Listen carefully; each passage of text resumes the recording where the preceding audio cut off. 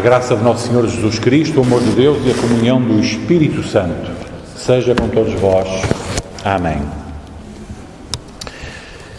Queridos irmãos em Cristo, vamos hoje refletir sobre o texto da parábola do semeador. Uma parábola muito conhecida. Uma parábola que, aparentemente, nós olhamos para, a forma como ela nos é apresentada e parece que temos logo ali a resposta para tudo. Esta é uma parábola muito interessante, muito particularmente interessante, porque o que não acontece em todas, mas esta parábola tem não só o texto, a parábola em si, como tem a explicação da própria parábola. O próprio Jesus não só contou a parábola, como explicou a parábola. E de facto, nós, ao ler esta parábola do semeador, percebemos que Jesus usa uma linguagem para uma verdade eterna, usa uma linguagem local, no tempo. Falou de semeadura, do lançamento da semente, para um público que percebia do que se estava ali a falar. Mas, porventura, para nós, urbanos e citadinos, porventura, pensando já em nós, com certeza, no futuro, que iríamos ouvir esta parábola, Jesus não só explicou para os da altura, como para nós também é muito útil que Jesus tenha dito o que é que ela quer dizer. O que é que a parábola quer dizer? E, de facto, se nós lermos bem a explicação da parábola, a parte em que Jesus diz o que é que cada elemento da parábola quer dizer, e como sabemos a parábola tem, todas as parábolas têm essencialmente uma verdade central, mas Jesus explica ponto a ponto o que é que aquele semeador andou a fazer e o que é que significa o que aconteceu a cada uma das sementes no local onde caiu, o que é que aconteceu e o que é que isso significa. Vejamos a explicação da parábola. A partir do versículo 18, capítulo 13 de Mateus: atendei vós, pois, à parábola do semeador. E Jesus começa a explicar. O primeiro grupo. A todos os que ouvem a palavra do reino e não a compreendem, vem o maligno e arrebata o que lhes foi semeado no coração. Este é o que foi semeado à beira do caminho. A palavra nem entra. Coração fechado, a palavra nem entra. Bate e vem para trás. Temos exemplos destes na Escritura. O faraó do Egito, em que Deus mesmo lhe endureceu o coração. Deus lhe endureceu o coração ao faraó. Porque Deus, se quiser, faz isso. Endurece o coração. Deus endureceu o coração de faraó de maneira que batia e vinha para trás. O pecado contra o Espírito Santo. A rejeição pura e simples de Deus. A rejeição. Esses são os primeiros. O diabo arrebata o que lhes foi semeado no coração e, portanto, aquilo ali não cresce nada. Segundo, o que foi semeado em solo rochoso, e esse é o que ouve a palavra e a recebe logo com alegria. Acontece, não é? Muita gente une-se logo, às vezes, quando tem um primeiro impacto com a palavra de Deus, se une numa congregação com alegria, recebe essa palavra, mas não tem raiz em si mesmo, sendo antes de pouca duração. No primeiro abanão, a angústia, os exemplos que Jesus dá, a angústia ou perseguição por causa da palavra, logo se escandaliza. Não tinha raiz, no primeiro abanão, a angústia ou perseguição por causa da palavra. Tanto aconteceu aqui, não é? Tantas vezes aconteceu isso. Mesmo nos apóstolos, não é? Lembram-se, Pedro negou Cristo, nem conhecia de lado nenhum. Ele que andou com Cristo 3 anos, é que nem conhecia de lado nenhum. E ao longo da história da Igreja isto tem acontecido nos primeiros séculos, face à perseguição que os romanos exerceram sobre a Igreja clandestina, a Igreja das Catacumbas, muitos cediam, iam-se abaixo, não aguentavam, por medo da perseguição, não é? Ou a angústia, e recusavam.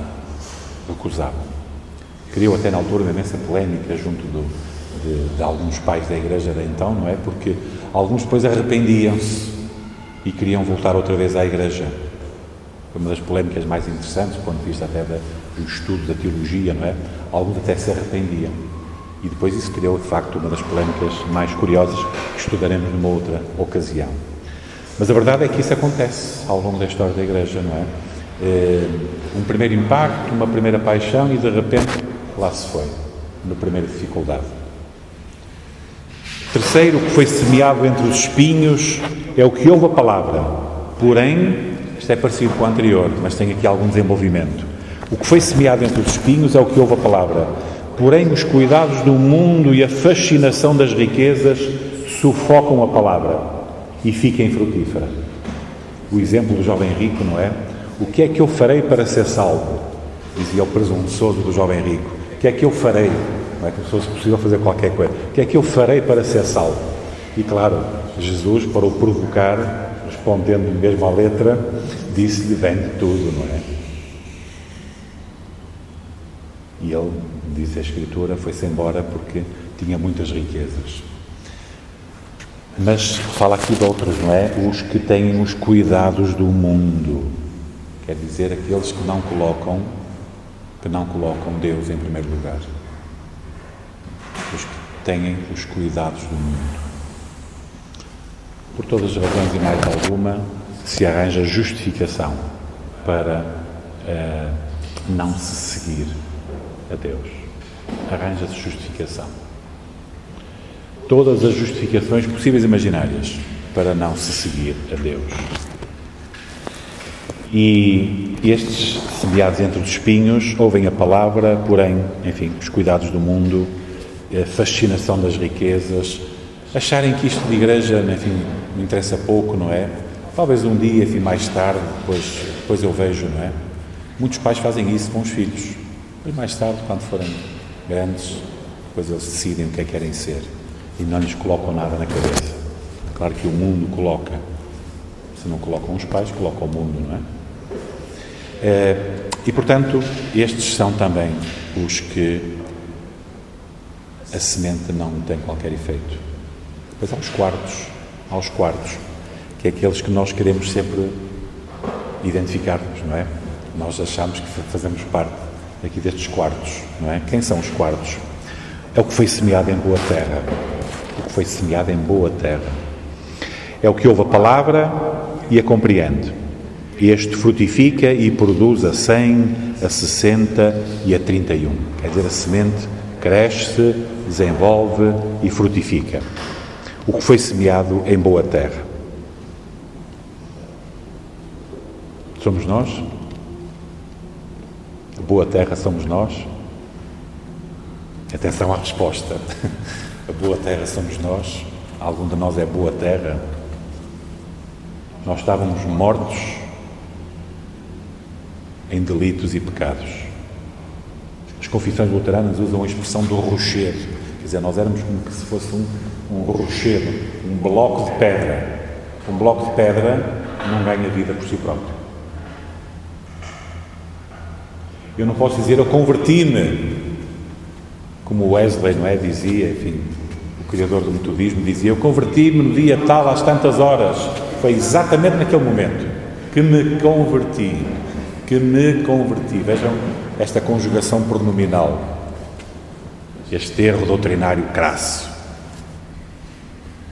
Mas um rochedo, um bloco de pedra, não é? Um pedaço de pedra, não pode dar vida a si próprio, nem se pode mexer, nem pode levantar-se e caminhar.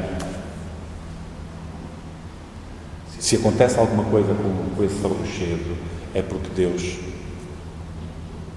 faz que aconteça. E assim foi com cada um de nós. Nós não somos boa terra, nem nós somos os da boa terra. Nós, se pensarem bem, nós às vezes andamos aí pelos anteriores também. Andamos naqueles que arranjam desculpas. Andamos naqueles que no susto da perseguição, nós achamos que a igreja é assim uma coisa tranquila, não é? Que isso, perseguição, isso era antigamente, na época dos romanos, é que havia perseguição aos cristãos. Nós achamos que isso não é bem assim. Mas nós sabemos que é bem verdade isso. E que no dia a dia nós sofremos pela fé. Mas não andamos a mostrar isso. Mas sofremos pela fé. Então não sofremos pela fé.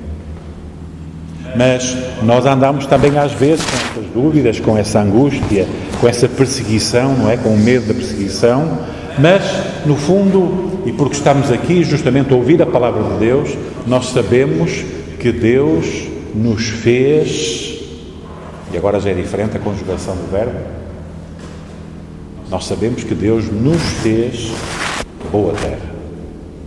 Deus fez-nos boa terra.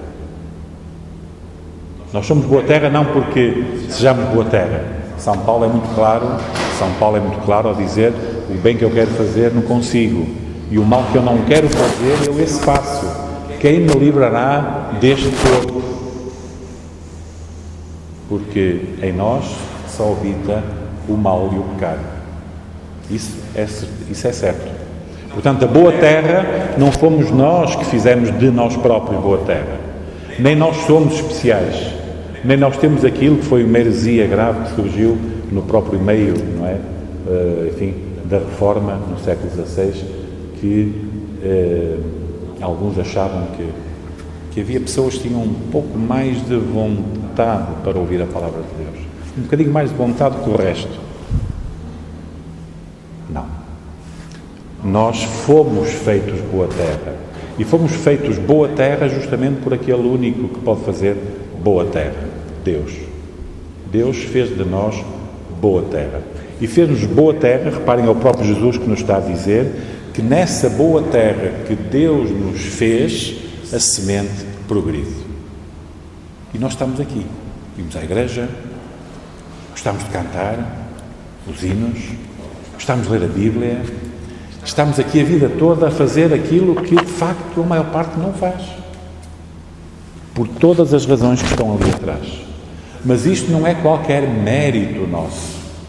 Isso não é qualquer mérito nosso. Nós não somos melhor terra por causa disso. Nós somos melhor terra porque Deus nos fez terra para que a semente em nós cresça e se desenvolva.